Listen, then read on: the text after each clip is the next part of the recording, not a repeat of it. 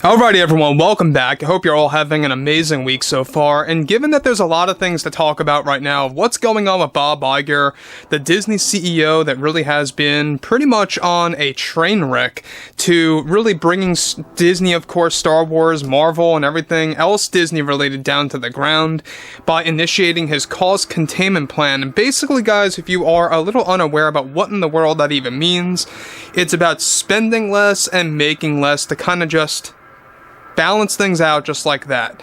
This is Mike Zero. Subscribe if you're new and like this video to see future updates. I'm also on Twitter at Mike01. I thank you all so very much for the great and kind support. And let's get right into exactly what's going on with Snow White. Now we know that those leaked photos, whether fake or real, have really been creating quite a stir for this movie. And we know that Disney did come forward, just a couple of days ago, stating how they are not quote-unquote official images. You could take that two ways, by the way. You could take that as those photos being fake or doctored, or you could take it that those photos are just not officially photographed by Disney. It could mean either or, by the way, guys, just to give you some context. So, going back to Bob Iger, he did address the whole entire situation with Snow White and how the character is a complete redesign from what we all grew up with and what we all saw, even with, of course, different iterations of the character multiple times. Now, on top of this, we know that Bob Iger is getting very much into heated exchanges with the board, with the marketing team related to Snow White 2024, and more behind the scenes. We'll talk more about that. However, with Bob Iger currently trying to do damage control with everything Disney, such as Marvel, Star Wars, the parks, and merchandise, he recently was actually, and has met up with the Backlash for Snow White. When he was questioned about the redesign of Snow White portrayed by Rachel Zegler and the fan backlash, he delivered the following. Well, I wouldn't say it's anything related to any kind of culture war or anything like that. We don't do stuff like that. We don't start stuff, anything like that, and those types of questions tend to really frustrate us here at Disney and for our creators. We don't see a change in the character's design as an issue. In fact, it's a non-issue to us, since it's nothing more than a different iteration of the character. We have seen this done countless times with other franchises, and we felt it was time to do this with Little Mermaid, Snow White, and even Tinkerbell. But to the individuals that feel this has to do with some sort of agenda on our end, need to take a closer look at things like Beauty and the Beast and our other Disney films we have adapted into live action. No changes or iterations over there.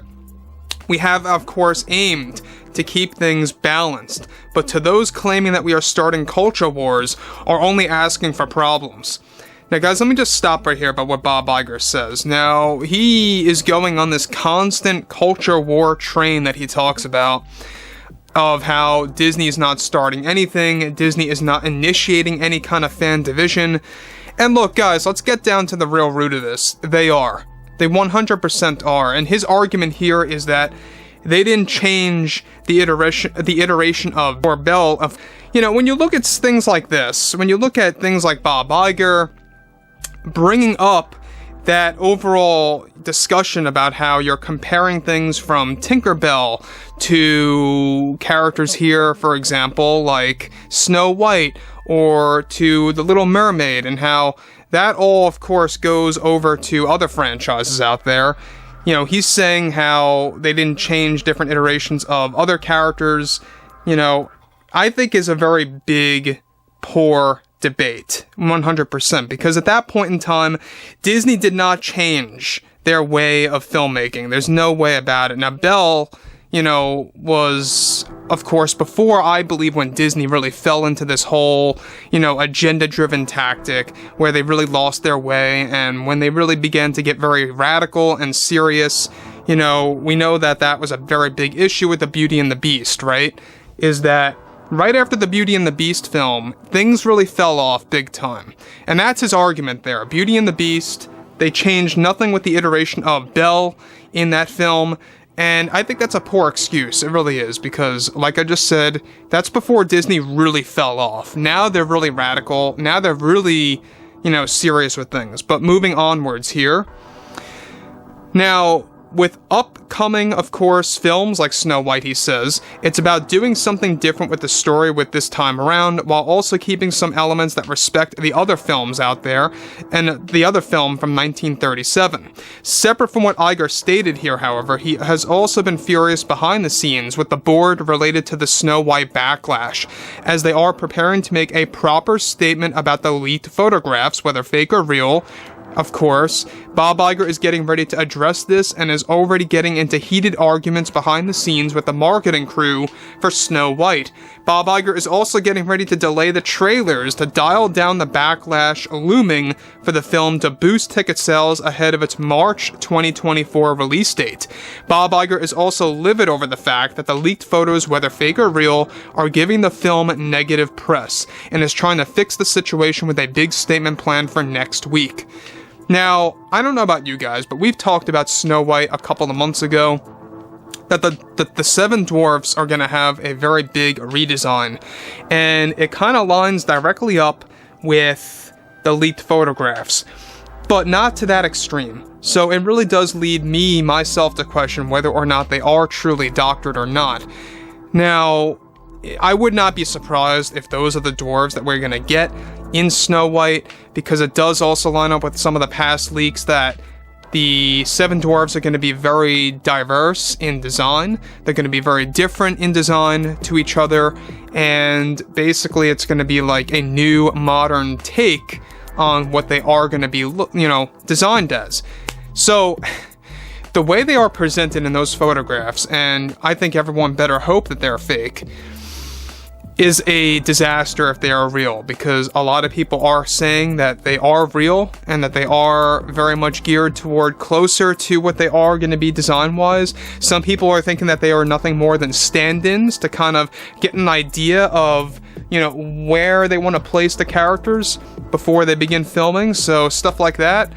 But we know that this movie, regardless, is going to go downhill, and it's going to go downhill fast. I mean, we have people like Gal Gadot playing the villain in this movie, alright? Playing, of course, the Queen. Makes no sense to me, at least. I think that they should have gotten somebody, more witch-like, more related to the 1937 original. I just don't know why they got Gal Gadot in this role. Not anything against the actress, but I just feel that was a very big miscast there that makes no sense at all. That's just my take on things in that regard.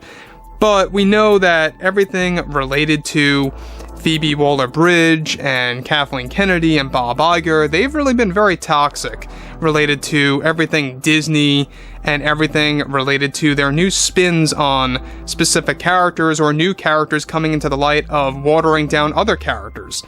So, yeah, I mean, it's interesting to see where this is all going to lead, guys. By the way, drop a comment below, feel me in below in the comments what you all have to say about this, and if you guys did enjoy the content for today, make sure to drop a thumbs up on this video to support the channel, and I will catch you guys next time.